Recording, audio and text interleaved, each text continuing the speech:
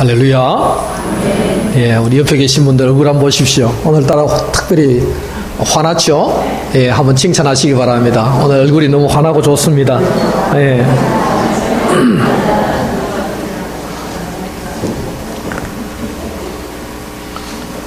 제가 잘 아는 어떤 목사님이 계십니다.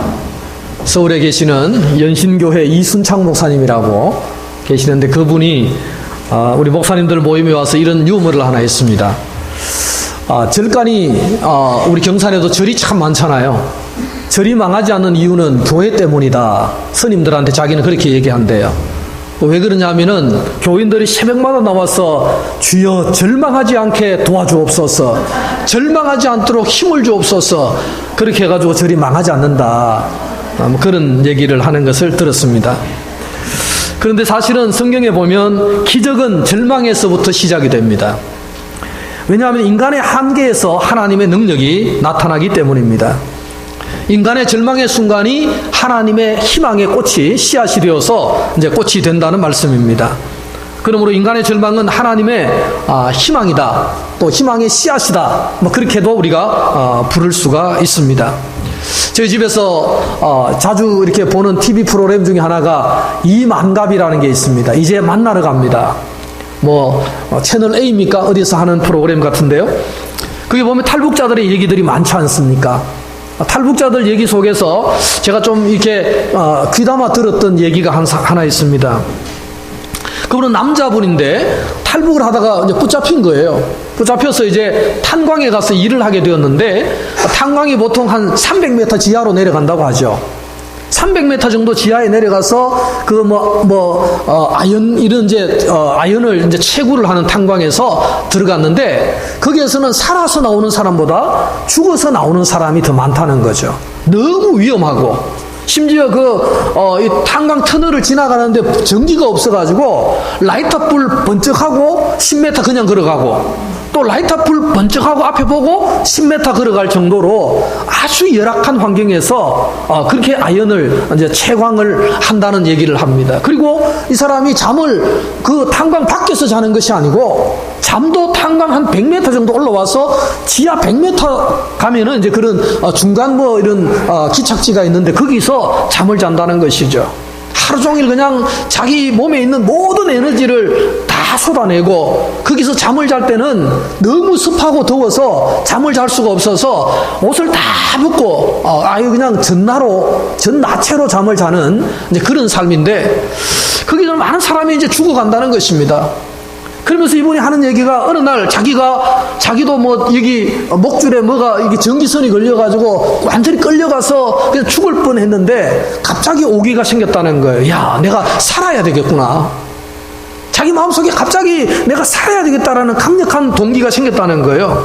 내가 살아서 나가서 꼭 이 사실을 사람들에게 좀 말을 하고 싶다. 그러면서 갑자기 살고 싶은 욕망이 강하게 생겼다는 것입니다. 그리고 그 사람은 끝까지 살기 위해서 안간힘을 쓰다가 결국은 살아서 나왔다는 거죠. 그리고는 다시 탈북을 시도해서 지금은 서울에서 정착해서 살고 있는 이야기를 할 때 저는 참 마음에 참 슬픔과 또 감동과 여러 가지 마음의 감정들이 교차됨을 느끼게 되었습니다. 여러분, 이제 만나러 갑니다라는 프로그램에 거기 나오는 사람들 이름을 보면 아가씨들 중에서는 주찬양 이런 사람도 있잖아요. 그죠? 주찬양. 이름이 주찬양이에요. 그런 사람은 독실한 크리스찬입니다. 그런데 그 중에서 이제 방송사에서는 절대로 기독교 냄새를 내지 마라, 교육을 철저히 하잖아요. 그런데도 얘기하다 보면 자기도 모르게 중국에서 연변에서 목사님을 만났고 하나님의 은혜를 경험했고 이런 얘기를 자기도 모르게 순간순간 나오는 얘기를 저는 이렇게 유심히 듣거든요. 저 사람도 참 크리스찬이구나. 중국에서 예수님을 만났겠구나. 이런 어떤 그 힌트를 많이 얻게 되는 것들이 있습니다. 그런데 제가 그 방송을 여러 번 봤는데 단 한 번도 부처님이 도와서 내가 나왔다 이런 사람은 한 사람도 없더라고요. 스님이 도와가지고 내가 탈북했다는 사람도 한 사람도 못 봤습니다. 전부 다 탈북자들은 목사님의 도움으로, 선교사님의 도움으로, 아니면 교회의 도움으로 그렇게 해서 자기가 살아서 지금 이 남한에 와서 정착하고 지금도 여전히 하나님에 대한 신실함을 갖고 있다.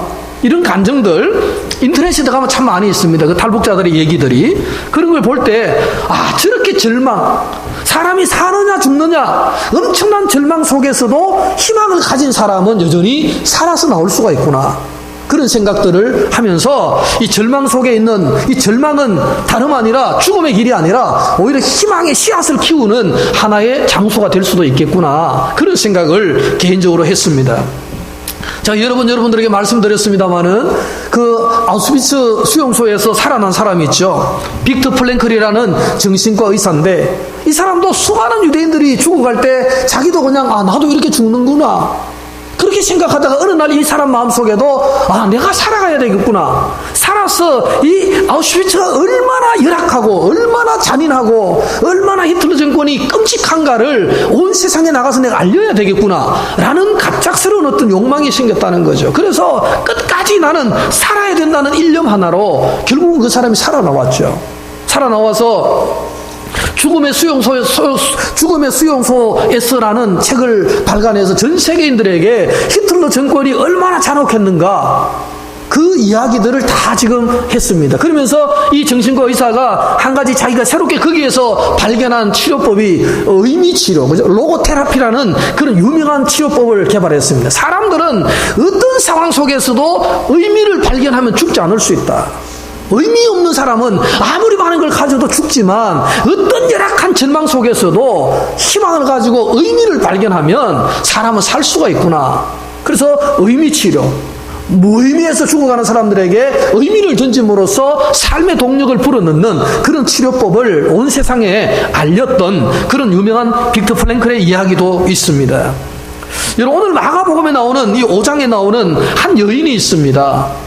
오늘 이 여인도 가만히 보면 굉장히 절망 중에 있는 여인이었어요. 사회적으로 완전히 소외되었습니다. 그리고 오늘 보면 치료한다고 돈을 다 써버려가지고 경제적으로도 아주 가난했어요. 가족으로부터도 아마 분명히 버림을 받았을 것입니다. 왜냐하면 이 여인은 아주 무서운 질병을 가졌어요.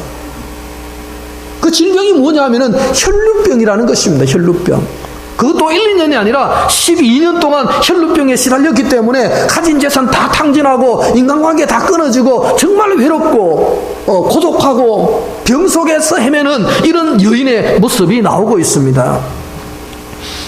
여러분, 이 사람은 정말 절망이었습니다.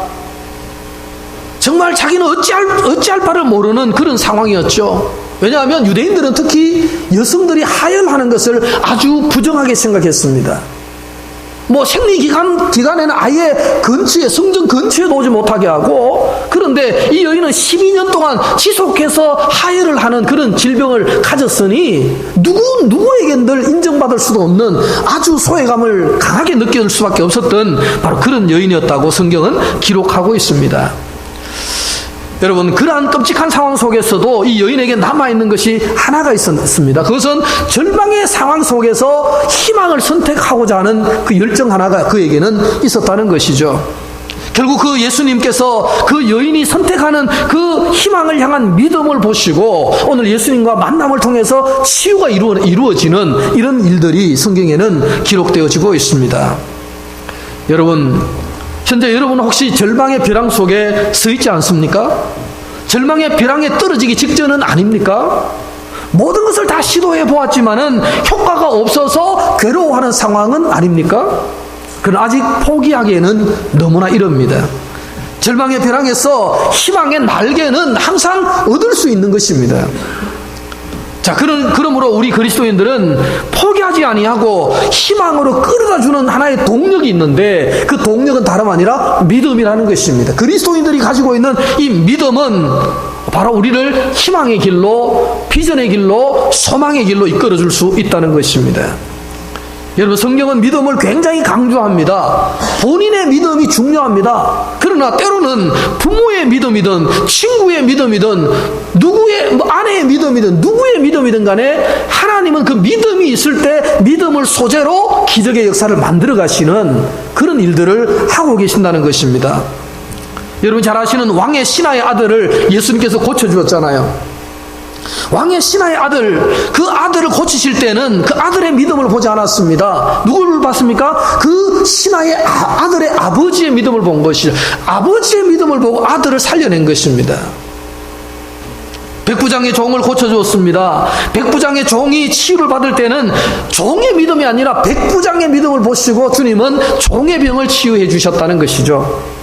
중풍병자를 고칠 때는 어땠습니까? 중풍병자는 꼼짝을 못하는 사람이었어요. 믿음도 없었습니다. 그런데 예수님께서 중풍병자를 고치실 때는 중풍병자들의 친구들의 믿음을 보시고 중풍병자를 고쳐주신 거예요. 아버지의 믿음이든 주인의 믿음이든 친구의 믿음이든 어쨌든 이 믿음을 소재로 예수님은 기적을 만드시고 치유의 역사를 만드셨다 하는 것은 성경이 우리에게 강조하는 중요한 메시지인 것입니다.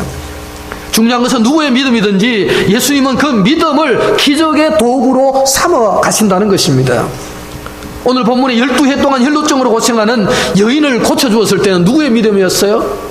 오늘 결론을 보시면, 말씀을 보시면 여인의 믿음이었어요. 이 여인은 자신의 믿음이 있었습니다. 그때 예수님께서는 이 여인의 믿음을 보시면서 말씀하셨습니다. 딸아, 네 믿음이 너를 구원하였으니 평안히 가라. 네 병에서 놓여 건강할지어다. 이렇게 선언을 해주시면서 여인의 믿음을 기적의 소재로 삼아주셨다 하는 것입니다. 여러분, 이 여인의 병을 고치신 분은 누굽니까? 누가 이 병을 고쳤습니까? 예수님이 고쳤습니다. 그런데 오늘 예수님이 고치신 후에는 네 믿음이 너를 구원하였다. 예수님 그렇게 선언하십니다.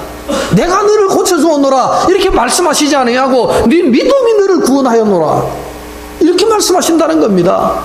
분명히 병은 예수님이 고쳐주셨었는데 예수님께서는 분명히 말씀하시기를 이 여인아 네 믿음이 너를 구원했다. 그렇게 선언을 하신 의도가 과연 무엇인가? 우리가 잘 생각해 볼 필요가 있습니다. 이 여인이 소유했던 믿음은 다름 아니라 꿈이고 희망이었습니다. 비전이었습니다. 이 여인은 예수님을 만나면 자신이 병이 나을 거라는 꿈과 비전을 소유한 것입니다. 그리고 예수님은 이 여인의 믿음과 비전을 따라서 그대로 역사하심으로써 이 여인에게 치유의 역사가 일어났던 것입니다. 여러분, 혈루증을 앓고 있던 이 여인의 삶에 일어난 기적은 출발이 어디에서 출발되었는가요? 오늘 본문을 다시 읽어보면 이 여인의 기적의 출발은 생각에서 시작되었다는 걸 알 수 있어요. 생각. 이 여인의 생각은 어디에서 왔느냐? 소문을 듣자마자 생각을 바꾼 것입니다. 어떤 소문을 들었습니까? 지금 이 나사렛 지역에 예수님이 오시는데 이 예수님은 많은 병을 고치시는 분이다. 이런 소문이 나기 시작했습니다. 요즘처럼 라디오가 있었겠습니까? 텔레비전에 있었겠습니까? 아무것도 없는 정보를 얻을 수 있는 유일한 길은 뭐였습니까? 소문이었어요. 그 소문을 듣는 순간에 이 여인의 생각이 바뀌게 된 것입니다. 내가 이렇게 12년 동안 절망 속에 있지만 그 예수님을 만나면 나는 희망이 있을 수도 있겠구나. 병을 고침받을 수 있겠구나. 라는 생각으로 생각이 바뀌게 된 것입니다. 여러분, 예수님은 안전뱅이를 고치시고 눈먼 자의 눈을 뜨게 하시고 귀머귀의 귀를 열어주신다는 소문을 듣는 순간 이 12년 동안 혈루병을 앓고 있던 여인의 생각이 바뀌게 된 것입니다. 절망해서 어떤 생각이 바뀌었어요? 나도 고침받을 수 있겠구나. 정말 자신에게 새로운 어떤 희망이 밀려오게 된 것입니다. 예수님을 만나면 나의 병을 고칠 수 있다는 믿음이, 그 생각의 믿음이 들어온 것입니다. 성경은 일찍이 히브리 11장 1절에서 말씀했습니다. 믿음은 바라는 것들의 실상이요 보지 못하는 것들의 증거다. 증거니 이렇게 말씀을 하셨습니다. 믿음은 바라는 것들의 현실이요 실상이다 말씀을 했습니다. 혈루증을 앓고 있던 이 여인은 예수님에 대한 소문을 들으면서 곧 그 믿음이 생겨났던 것입니다. 소문을 듣는 순간 생각이 되면서 믿음이 생긴 것입니다.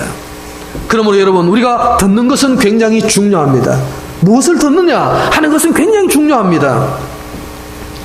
여러분, 나쁜 소문은 금방 퍼져가죠. 누구에 대한 나쁜 소문 금방 귀에 들어옵니다. 좋은 소문은 잘나지 않아요. 나쁜 소문은 금방 귀에 들어옵니다. 그러나 그 나쁜 소문이 우리의 삶을 믿음으로 이끌지는 못합니다. 그러면 여러분, 우리는 매주일 하나님의 말씀을 듣는 것은 너무너무 중요한 것입니다. 여러분 인생에서 주일날 교회 와서 말씀을 듣는 것은 굉장히 중요한 것이, 예수님에 대한 소문만 들어도 믿음이 생겼는데 하나님의 살아있는 말씀을 듣고서 믿음이 안 생긴다면 이상한 것입니다. 말씀을 들어야 믿음이 생기기 때문입니다. 세상 사람들은 복음을 들을 수가 없습니다. 오늘 저와 여러분이 복음을 전해주지 않으면 그 사람은 복음을 들을 수가 없다는 것입니다. 그 사람들의 귀에는 복음이 들려지지 않습니다. 복음은 오직 전하는 자들을 통해서만 들려지기 때문입니다. 그래서 우리는 복음을 전해야 합니다. 예수님께서는 마지막 유언으로 복음을 전하라, 땅 끝까지 증인이 되라, 모든 민족으로 제자를 삼아라 명령을 우리에게 주신 것입니다. 그러므로 교회의 존재 이유는 복음을 전하는 것입니다. 복음을 전하기 위해서 오늘 우리는 예수를 믿는다고 해도 과언이 아니라는 것입니다. 자, 그러기 위해서는 우리는 끊임없이 우리가 먼저 복음을 듣고 믿음을 가져야 합니다. 로마서 10장 17절 말씀을 잘 기억합니다. 그러므로 믿음은 들음에서 나며 들음은 그리스도의 말씀으로 말미암는다. 믿음은 어디에서 난다고요? 말씀을 들음으로 난다. 그러므로 말씀을 잘 경청을 해야 하는 것입니다. 이것은 변함없는 진리입니다. 복음을 들어야, 예수의 소문을 들어야 병이 낫는 믿음이 생기게 된다는 사실입니다. 오늘 여인은 예수님의 소문을 듣고 믿음이 생겼습니다. 그래서 오늘 그 믿음이 오늘 28절에 보면 이는 내가 그의 옷에만 손을 대어도 구원을 얻으리라 함일러라. 이 여인의 믿음은 무엇입니까? 내가 예수님을 터치만 해도, 예수님의 옷자락만 스쳐 지나가도 내 병이 나을 것 같다 하는 그런 믿음이 여인에게 생겼다는 것입니다. 여러분, 오늘 여인은 예수님의 옷자락에 손만 대도 나을 것이라는 생각이 머릿속에 들어오게 된 것입니다. 여러분, 에베소서 3장 20절에 보면 중요한 말씀이 있습니다. 우리 가운데서 역사하시는 능력대로 우리의 온갖 구하는 것이나 생각하는 것에 더 넘치도록 능히 하실 이에게. 사도 바울은요, 에베소 교회 성도들에게 이런 말씀을 한 것입니다. 우리 가운데 역사하시는 능력대로 우리의 구하는 것이나 그 다음에 생각하는 것에 넘치도록 부으시는 그분에게, 이런 말씀이 있습니다. 여러분, 구하는 것은 기도하는 것이잖아요. 그런데 거기에 더해서 주님께서는 우리가 생각하는 것에도 더 넘치는 은혜를 주신다. 생각이 중요하다는 얘기입니다. 기도만큼은 아니지만 기도하는 것과 생각하는 것이 하나님은 은혜를 주셔야 된다는 것입니다. 생각이 잘못되면, 생각이 왜곡되면 우리는 절대로 기적을 경험할 수가 없다는 것입니다. 생각이 산만한 사람 있잖아요. 여러분 만나보면 이 사람이 이게 완전히 분열증처럼 왔다 갔다 하는 사람들이 있어요. 너무 산만한 사람들이 있습니다. 그런 사람은 힘이 없어요. 무력합니다. 집중력이 전혀 없다는 얘기입니다. 그런데 생각이 아주 집중된 사람은 에너지가 막 파장을 일으켜 나오죠. 생각을 여러분 집중한 사람은 굉장히 무서워요. 그런데 생각이 산만하고 이 생각 저 생각 잡다한 생각이 머릿속에 있으면 집중력이 떨어지고요, 능력이 나타나지 않습니다. 그러나 오늘 이 생각이 집중하고 내가 예수님을 만나야 되겠다, 만나면 치유받을 수 있을 것이다 라는 집중된 생각이 일어나면 그것이 믿음으로 승화될 수 있다는 것입니다. 그러므로 생각이 상당히 중요한 것입니다. 지금 여러분은 무엇을 생각하고 계십니까? 여러분 마음속에는 어떤 상을 가지고 신앙생활을 하고 있습니까? 우리 마음속에 있는 어떤 생각, 이미지, 내가 그리고 있는 어떤 그림, 그것은 굉장히 중요합니다. 왜냐하면 그것을 믿음으로 그리면 그것이 우리의 현실이 실상이 될 수 있기 때문에 그렇다는 것입니다. 제가 여러분에게 전도합시다, 우리가 사람들을 초청합시다, 그럴 때 벌써 여러분 마음속에 딱 두 가지 생각이 들어갑니다. 에이 초청해가 오겠나, 부정적인 생각이 딱 들어온 사람이 있을 거예요. 그런데 아이고 이번에 기회구나, 내가 목사님 지를 때 한번 해야 되겠구나, 아주 생각을 집중하는 사람이 분명히 있을 거예요. 그런 사람은 기적과 믿음을 분명히 경험하게 될 것입니다. 여러분, 우리가 창조적으로 상상하는 것 굉장히 중요합니다. 현실은 아니지만 창조적으로 내가 그림을 그리고 상상하고 꿈꾸며 기도하는 것은 굉장히 중요합니다. 왜냐하면 그것이 우리에게 믿음의 현실로 올 수 있기 때문에 그런 것입니다. 그래서 우리는 반복적으로 우리가 큰 그림을, 믿음의 그림을 그리는 것은 굉장히 중요하다는 것입니다. 제가 예전에 김삼환 목사님, 서울 명성교회 목사님 설교를 제가 들은 적이 있습니다. 자기가 중학교 다닐 때, 자기가 초등학교 다닐 때 이제 이렇게 여름에 고기를 잡았다는 거예요. 강가에서 이제 고기를 이렇게 잡고 있는데, 자기 동네에서 공부 제일 잘하고, 정말 유능하고 똑똑한 고등학교 다니는 선배가 있었대요. 그것도 동네 안동 안동이면 그쪽 시골 학교가 아니고 대구에 유학간, 안동에서 대구까지 유학간 선배가 교복을 딱 입고, 까만 교복을 입고 모자를 딱 쓰고 자기 동네에 이제 온 거라는 거예요. 그래서 고기 잡고 있는 자기 보고, 사만아, 니는 앞으로 커서 뭐가 될래? 이렇게 묻더라는 거예요. 그래, 이 사만이는 뭐 꿈도 별로 없었으니까 뭐 그 고기는 잡고 있는데, 나도 형처럼 이렇게 고등학교도 다니고 나는 앞으로 훌륭한 목사님이 되고 싶어요. 이렇게 말하니까 사만 머리를 쓰다듬어 주면서, 사만아, 열심히 해라. 그러면 될 수 있어. 이렇게 이제 했다는 거예요. 근데 나중에 김사만 목사님이 서울 명성교회를 개척하고 이제 교회가 굉장히 커졌습니다. 큰 교회가 되었는데, 어느 날 보니까 그 선배가 이력서를 들고 자기 교회 왔더라는 거예요. 목사님, 저도 이 교회 부목사를 할 수가 없겠냐고. 그분이 어떻게 나중에 신학을 해가지고 목사님이 된 거예요. 그러니까 이 김사만 목사님은 큰 교회 담임 목사인데, 이제 선배 목사님은 이제 신학교 졸업해가지고 목사 안수를 받아야 되는데, 이 명성교회 와서 좀 하면 안 되겠냐고. 옛날에는 고등학교 다니면서 검은 교복을 입고 멋있게 해가지고 와가지고, 사만아, 뭐가 될래? 이렇게 했던 선배가 이력서를 들고 벌벌 떨면서 와가지고, 나를 부목사로 좀 서주시면 안 되겠냐고. 그리고 김 목사님이 부목사로 받아들였대요. 근데 매일 아침에 이제 술을 들고 담임 목사님 결제를 받아야 되니까 매일 아침 줄 서가지고 종아리 떨면서 기다리는 선배가 있다. 뭐 그런 얘기를 저에게 우리 집회 시간에 하는 얘기를 들었습니다. 여러분, 지금 현실은 중요하지 않습니다. 내가 지금 미래에 무엇을 꿈꾸느냐, 어떤 그림을 그리고 있느냐가 중요한 것이죠. 지금은 뭐 입장이 바뀌었을지라도 그림을 그린 사람과 그리지 않은 사람이 20년 뒤에는 너무나 다를 수가 있다는 것을 말씀하는 것입니다. 사랑하는 성도 여러분, 여러분이 직면하고 있는 문제가 무엇입니까? 질병입니까? 인간관계입니까? 사업입니까? 자녀 문제입니까? 결혼입니까? 마음의 상처입니까? 무슨 문제든지 좋습니다. 그 문제가 해결되는 모습을 깊이 생각하십시오. 묵상하십시오. 나는 분명히 문제를 해결할 것이다. 꿈을 꾸십시오. 그리고 예수님의 그 전능하심을 믿으십시오. 예수님께서는 불가능이 없구나. 예수님도 지금 살아계시는구나. 그 복음의 능력을 여러분이 한번 기대하고 믿으면서 나간다면은, 그렇게 생각을 하고 그렇게 기도한다면 하나님은 더 풍성한 것으로 채우시고 반드시 이루어 주신다는 그 믿음을 오늘 이 여인이 가졌던 믿음이라는 사실입니다. 여러분, 이 믿음의 생각을 한 여인이, 오늘 혈루병 들린 이 여인이 그 믿음이 들어올 때 제일 먼저 시작한 게 뭐냐 하면 자기와의 대화였어요. 오늘 이 여인은 그 믿음이 생기자마자 자기와 독백을 하는 거예요. 자기와 독백. 자기가 자기에게 말을 합니다. 야, 내가 예수님의 옷자락에 손을 대면 낫겠지? 나을 것이야. 너도 한번 손을 대봐. 이렇게 자기가 독백하는 이야기들이 나옵니다. 여러분, 오늘 여인은 자기 마음에 그 돈만 만져도 구원을 받을 것이야. 그렇지. 이렇게 자기에게 질문을 하고 스스로 대답을 하는 내용이 나옵니다. 그러나 여러분, 마음에서 포기하면 절대로 희망은 현실이 될 수가 없습니다. 마음이 중요한 것입니다. 생각으로 들어온 것이 마음의 상을 맺고 우리가 믿음을 거기에 믿음으로 나가면 역사가 일어난다는 사실입니다. 자기 자신을 향해서 소망을 불어넣습니다. 너는 만날 수 있을 거야. 너는 분명히 예수님을 만날 수 있고 예수님은 분명히 너를 이렇게 세워주실 거야. 자기에게 자기가 말을 걸었습니다. 여러분, 구약의 이 자기 대화를 가장 잘한 사람은 다윗입니다. 다윗은요, 시편을 보면 거의 자기한테 대화를 합니다.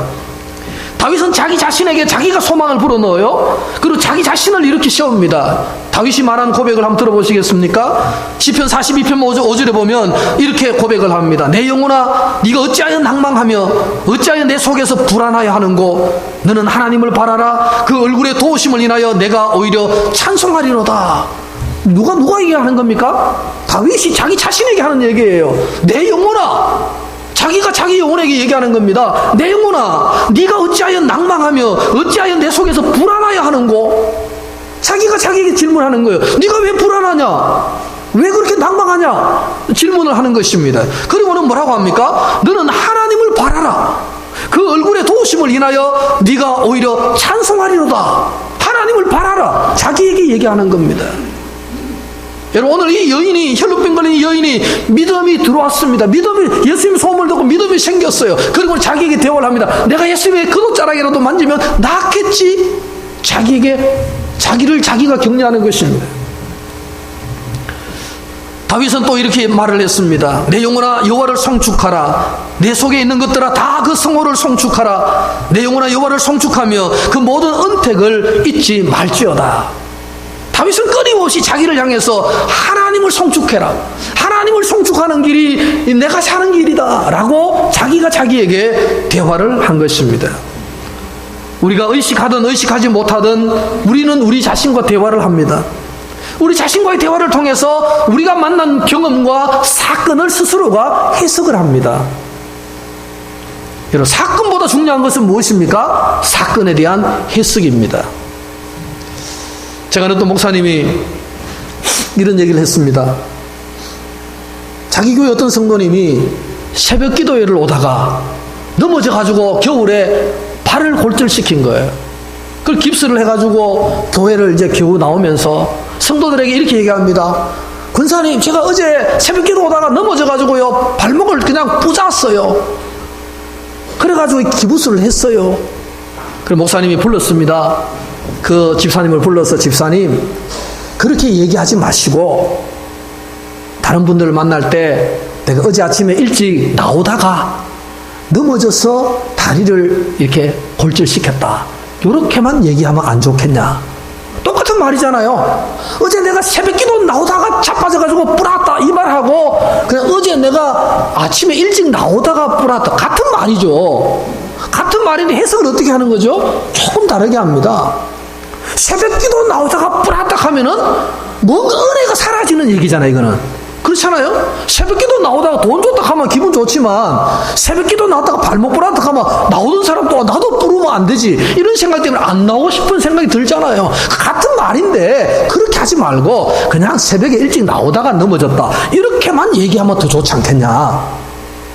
여러분 어떻게 생각하십니까? 똑같은 사건인데 어떻게 표현하고 어떻게 해석하느냐에 따라서 의감과 뉘앙스는 전혀 다르다는 것입니다. 전혀 다른 거죠. 왜 우리가 그렇게 말을 해야 됩니까? 왜 우리가 그렇게 부정적인 얘기를 해야 됩니까? 그렇지 않다는 것. 해석을 잘하면 굉장히 우리에게 유익하다는 것입니다. 사건은 똑같습니다. 여러분, 병이 누구에게나 생길 수 있잖아요. 믿음 좋으면 병이 없습니까? 생길 수 있습니다. 믿음 없는 사람은 병 안 걸립니까? 생길 수 있습니다. 병이 문제가 아니에요. 그 병에 대한 해석을 어떻게 하느냐, 그것이 중요한 것입니다. 여러분, 병 때문에 믿음을 가진 사람이 얼마나 많습니까? 병 때문에 예수 믿는 사람이 얼마나 많습니까? 암 걸려서 예수 믿고 죽는 사람이 얼마나 많습니까? 암이 유익할 수도 있는 것입니다. 암이 믿음을 불러올 수도 있는 것입니다.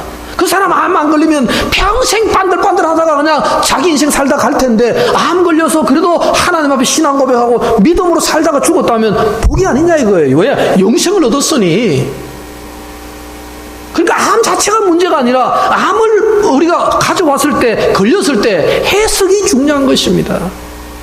하나님께서 내게 더 큰 믿음을 주시기 위해서 이런 시련을 주셨지만 나는 곧 극복할 수 있을 거야. 해석을 잘하면 그 굉장히 유익한데도 그걸 해석을 잘못하면 아무것도 아닌데도 그죠? 싸움이 난다는 겁니다. 은혜를 쏟아버린다는 겁니다. 오늘 우리 자신에 대해서 우리가 대화를 하면서 내 삶에 대한 해석을 내가 잘해야 되는 것입니다. 여러분 스스로는 여러분은 어떻게 생각합니까? 여러분 스스로에게 여러분은 어떤 생각을 가집니까? 그냥 말만 하면 부정적으로 해석해버리는 사람 있죠? 말만 하면 염세적입니다. 말만 하면 비판적입니다. 그렇게 해석하면 자기 인생도 끊임없이 비판의 길로, 비판의 나락으로 떨어질 수밖에 없다는 것입니다. 그럼 오늘 이 여인은 자기에게 뭐라고 말합니까? 야, 너는 오늘 예수님의 옷자락만 만져도 너는 병이 나을 거야. 이렇게 자기를 좋게 긍정적으로 예수님을 만나기만 하면 낫는다라는 믿음을 가진 대화로 스스로에게 시작을 하는 것입니다. 그리고 여인은 수많은 사람들, 수많은 인파 속으로 뚫고 들어갔습니다. 나는 예수님을 만날 수 있을 거야. 인파 때문에 만날 수가 없는 상황임에도 불구하고 비집고 들어가서 예수님의 옷자락을 터치하기를 성공을 했습니다. 그러자마자 예수님이 돌아보시면서 말씀하는 것입니다. 누가 내 옷에 손을 대었느냐? 여러분, 이 얘기는 굉장히 중요한 얘기입니다. 자기를 향해서 자기가 정말 좋게 말을 하고 나는 반드시 만날 수 있을 거라고 생각해서 가서 만났는데, 만나자마자 옷을 터치하자마자 그동안에는 수많은 사람들이 예수님을 만졌겠지만 예수님이 돌아보시면서 누가 내 옷에 손을 대었느냐? 단도직입적으로 대화를 시작하는 겁니다. 여인은 벌벌 떠면서 나왔습니다. 주여, 내가 옷에 손을 대었나이다. 제자들은 이 많은 사람들 중에 많은 사람이 손댔는데 주님, 누구를 찾는 겁니까? 제자들은 당황했지만 여인은 알았습니다. 자기를 찾고 있다는 것을 여인은 금방 알았습니다. 벌벌 떨면서 주여, 내가 주님의 옷자락에 손을 대었나이다. 그때 주님이 뭐라고 말씀하십니까? 여자야, 네 믿음이 너를 구원하였느니라. 여러분, 이 선언은 위대한 선언입니다. 자신과 대화를 하고 내 주님을 만나겠다는 열정을 가지고 가서 만나서 주님 옷에 터치했는데 자기와 주님과 대화가 이루어진 것입니다. 그 주님의 대화는 무엇입니까? 치유하는 대화였습니다. 병을 고치는 대화였습니다. 인생을 바꾸는 대화였습니다. 여인을 구원하는 대화였습니다. 여인아, 네 믿음이 너를 구원하였느니라. 이제 나가 놓여서 건강할지어다 선언을 하자마자 혈루 근원이 말라버리고 말았습니다. 할렐루야. 여러분, 중요한 얘기입니다. 예수님께서는 우리의 무엇을 보십니까? 믿음을 보시는 것입니다. 믿음은 우리의 생각을 건강하게 만들어주고, 믿음은 우리의 생각을 긍정적으로 만들어주고, 믿음은 우리가 주님과의 은혜 가운데서 무엇이든 할 수 있다는 가능성을 열어주는 것이 믿음이기 때문에 여러분, 믿음을 가지시기 바랍니다. 여러분들도 사람을 초청할 수 있습니다. 여러분들도 새를 만들 수가 있고요, 여러분들도 리더가 될 수가 있는 것입니다. 여러분, 우리 인생을 절망하며 살기에는 너무 아깝지 않습니까? 포기하며 살기에는 너무 소중하지 않습니까? 사실 여러분, 우리 인생을 새롭게 창조할 수 있는 힘은 어디에 있느냐? 믿음 안에 있는 것입니다. 여러분, 큰 믿음을 선택하시고 큰 믿음의 결과로 하나님의 은혜를 누려가시는 여러분들 되시기를 축원합니다. 오늘 여인은 믿음 때문에 치유를 받았습니다. 여러분, 기적이 없는 것이 아니에요. 지금도 능력이 부족한 것이 아닙니다. 단지 문제는 우리의 믿음이 부족한 것입니다. 우리의 불신의 문제, 우리가 의심하는 것이 문제이지 기적이나 능력이 없어서 문제는 결코 아니라는 것입니다. 히브리서 기자는 고백을 했습니다. 믿음이 없이는 기쁘시게 못하나니 하나님께 나아가는 자는 반드시 그가 계신 것과 또한 그가 자기를 찾는 자들에게 상 주시는 이심을 믿어야 할지니라. 믿으면 된다는 것입니다. 하나님은 믿는 자 속에서 역사하십니다. 믿는 자들과 더불어 일하십니다. 똑똑한 사람들과 일하지 않습니다. 박사학위 있는 사람과 일하지 않습니다. 믿음 있는 사람과 하나님은 일을 한다는 사실입니다. 최근에 제가 어떤 목사님의 글을 읽었는데 그 글에 이런 내용이 있어요. 예수님께서 12제자를 데리고 경영 컨설팅 회사를 찾아갔습니다. 경영을 컨설팅하는 회사를 12명의 제자를 데리고 찾아가가지고 이렇게 말했으면, 사장님, 그 경영 컨설팅 회사의 사장님에게, 사장님, 제가 데리고 있는 학생들인데 12명입니다. 이 사람들 좀 경영 컨설팅을 좀 해주세요. 이 사람들 사업 앞으로 잘할 수 있는지, 회사에 적응을 잘할 수 있는지, 이 사람들의 어떤 적성 검사를 좀 해주십시오. 부탁을 했습니다. 그랬더니만은 적성 검사를 했습니다. 저도 우리 아들 얼마 전에 해군사관학교 그 1차 합격해가지고 2차 면접을 보는데 2박 3일을 면접을 봤어요. 그 가서 뭐 했노 물어보니까 이 아이가 얘기를 쭉 하는데 보니까 계속 무슨 뭐 적성검사, 뭐 어떤 사상검사 이런 걸 이제 2박 3일 동안 아이들을 검사를 하는 거예요. 중요하잖아요. 검사, 이 사람이 이 조직에 들어와서 사고 치면 안 되니까 적합한지, 인성은 되는지 뭐 다 조사를 하는 거예요. 심층 면접을 하는 거예요. 아마 이 회사에서도 예수님의 제자 12명을 모아놓고 심층 면접, 그룹 면접을 다 한 것 같아요. 그래서 다 평가를 했습니다. 그리고 며칠 뒤에 예수님에게 편지가 왔어요. 그 회사 사장님이 보낸 편지입니다. 나사렛 예수님 귀하가 의뢰한 12명의 인적 사항을 검토하고 심리 테스트 및 적성 검사를 한 결과는 다음과 같습니다. 한 명만을 제외하고는 다들 학력이 너무 낮고 경험이 부족합니다. 그들은 귀하가 새롭게 기획하는 공동체의 간부로서는 자격 미달입니다. 그들은 단체관념도 없고 협상정신이 부족해서 경영관리자로 적합하지 않습니다. 시몬 베드로는 정서적으로 불안정하고 성정이 너무 과격합니다. 안드레는 한마디로 무능력자이고 남을 지도할 사람이 못됩니다. 세베대의 아들 야고보와 그의 형제 요한은 공동체 이익을 제쳐놓고 개인의 이익을 추구할 가능성이 매우 높은 이기적인 사람입니다. 도마는 매우 부정적이고 질문만 할 뿐이지 추진력이 전혀 없습니다. 마태는 자기 이익을 위해서 어떤 일을 하는지 도무지 예측할 수 없는 사람입니다. 알페오의 아들 야고보와 다데오 및 가나안 사람 시몬은 과격한 종북 사상에 감염된 사람들입니다. 귀하가 추천한 12명 중 그래도 긍정할 만한 사람이 있다면 그 중에 가룟 유다입니다. 그는 비교적 유능한 편입니다. 사회적 지식도 풍부합니다. 실업인다운 예민한 감각과 판단력도 가지고 있습니다. 사교성도 있고 권력 상부층과도 잘 접촉할 수 있는 인물입니다. 강한 동기가 있고 의욕도 가득 차 있습니다. 따라서 본 경영 컨설팅 전문 회사는 가룟 유다 한 사람만을 추천하는 바입니다. 그 밖의 사람들에 대해서는 달리 일자리를 찾아보도록 권면하는 것이 좋겠습니다. 여러분, 예수님의 제자 12명, 그 컨설팅 회사 맡겼는데 회사의 평가는 누구만 가능하다는 거죠? 가룟 유다만 그래도 적응할 수 있지, 나머지 11명은 도저히 될 수 있는 사람이 아니다. 딴 직업을 찾는 게 좋겠다. 이게 컨설팅 회사의 답례입니다. 결론입니다. 여러분, 제가 왜 이런 얘기를 합니까? 예수님께서는 12명을 뽑았습니다. 제자를 뽑았습니다. 그리고 그들과 함께 사역을 시작하셨는데 예수님이 뽑는 기준은 다르다는 것입니다.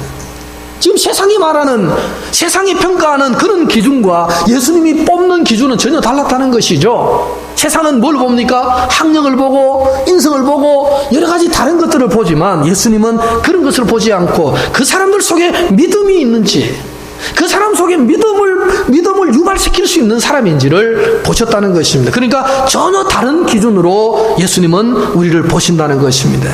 그 성경은 말씀합니다. 끊임없이 믿음으로 우리는 살아야 한다. 우리에게 가르치고 있는 것입니다. 프랑스 하면 여러분 생각나는 것이 뭐가 있습니까?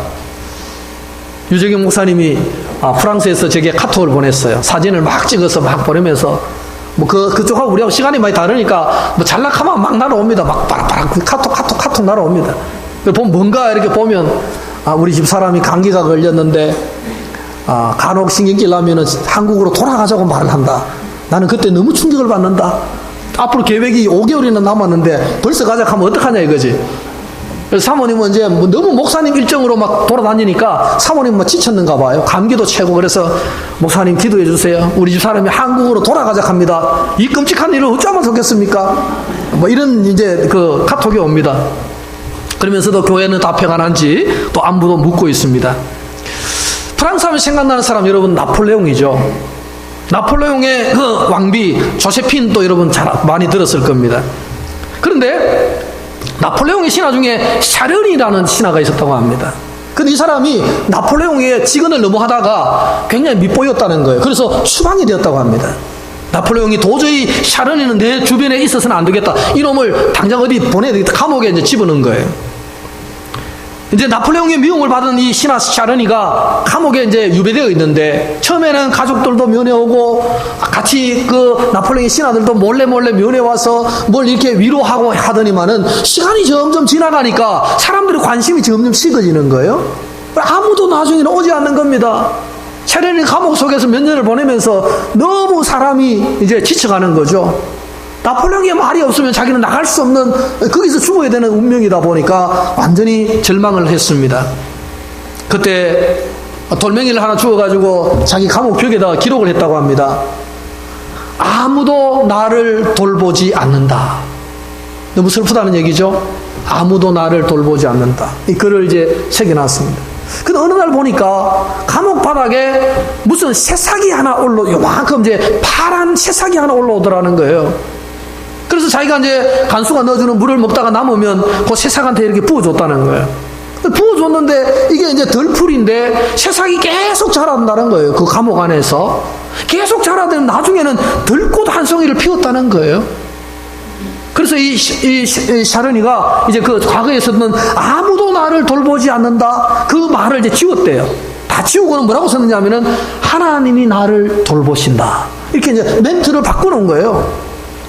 매일 그걸 보면서 그동안에는 아무도 나를 돌보지 않는다는 걸 보면서 너무 슬퍼하고 안타까워하고 참 희망이 없는 상황이었는데 이제 글을 바꾼 거예요. 하나님이 나를 돌보신다. 이 들꽃 하나를 키우시고 돌보시는 하나님이 나를 돌보시. 이걸 이제 딱 써놓고는 매일 그걸 보면서 하나님이 나를 돌보시는구나. 그래서 이 꽃이 피었구나. 이런 이제 기쁨을 희망을 가졌다는 것입니다. 그런데 그 샤르니의 감옥에 들꽃이 피었다. 이것이 이제 간수들의 입을 통해 가지고 이 나폴레옹의 귀에까지 들어갔습니다. 심지어 나폴레옹의 그 왕비였던 조세핀의 귀에까지 들어갔는데 조세핀은 이런 얘기를 한 것입니다. 나폴레옹을 찾아가서 말을 했다고 합니다. 꽃을 진심으로 사랑하고 돌보는 이는 결코 나쁜 사람이 될 수가 없습니다.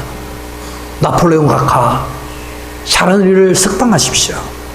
자기 왕비 조세핀이 와서 그렇게 나폴레옹에게 부탁을 하니 나폴레옹의 마음이 감동이 된 것이에요.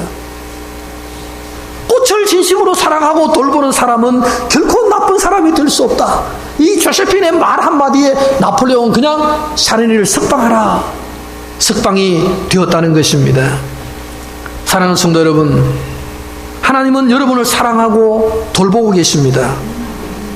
지금도 하나님은 우리에게 수많은 능력과 기적을 주십니다. 문제는 우리에게 그것을 믿을 수 있는 믿음이 없다는 게 문제인 것입니다. 오늘 이 여인은 자기 인생을 완전히 포기할 수밖에 없는 인생이었지만 주님을 믿고 주님을 만나고 주님 안에는 소망이 있고 비전이 있음을 끝까지 믿고 나갔을 때 예수님을 만났고 예수님에게 엄청난 기적의 결론을 얻게 됩니다. 그 결론이 따라 네 믿음이 너를 구원하였으니 평안히 가라. 네 병에서 놓여서 건강할지어다. 이 축복이 이번 한 주간 동안 저와 여러분 가운데 있기를 축원합니다. 기도하겠습니다. 하나님 아버지 감사합니다. 부족한 저희들을 사랑하시고 저희들에게 믿음을 주셔서 하나님을 우리가 믿게 하시고 세상을 살아가는 방식을 믿음으로 살게 하셔서 감사를 드립니다. 절망 속에 좌절 속에 무기력 속에 있던 우리가 이제 예수님을 만나서 새 힘을 얻게 하시고 능력을 얻게 하시고 믿음을 갖게 하시고 비전을 갖게 하시고 꿈을 갖게 인도하여 주옵소서. 우리 어떤 일이 있어도 좌절하거나 절망할 수 없는 인생임을 깨닫게 하시고 하나님을 향해서 믿음을 안고 나아가는 승리자들이 되게 인도하여 주옵소서. 예수님의 이름으로 기도드리옵나이다. 아멘. 말씀을 생각하시면서 340장 찬양드립니다.